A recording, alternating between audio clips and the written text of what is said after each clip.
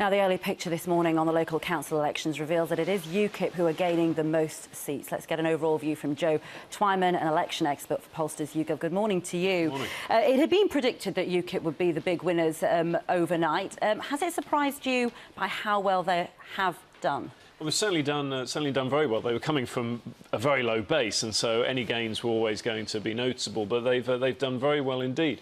And what's interesting is not just how they've managed to gain seats from traditional Labour areas, but also Conservative areas. And so places like Essex and also Rotherham have really been shaken up. It's the north and the south that they seem to have targeted pretty well. And also the Liberal Democrats lost control of Portsmouth.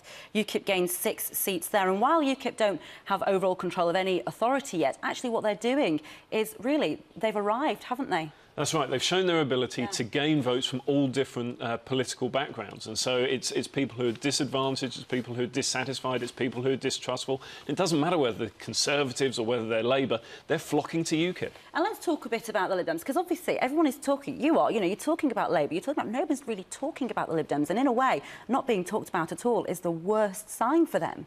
Well, the Lib Dems have really suffered since they've been in the coalition since 2010, and they've noticed their poll ratings go right the way down, and in successive local elections they've really lost seats, and this is a continuation of that. So what do they need to do? I mean, any credit for the economy goes to the Chancellor, who is a Tory.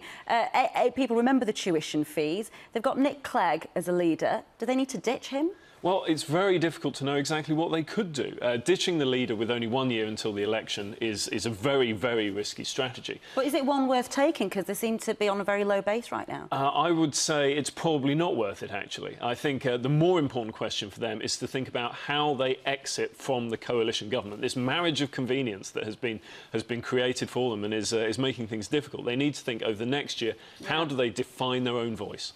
OK, good question. Thank you.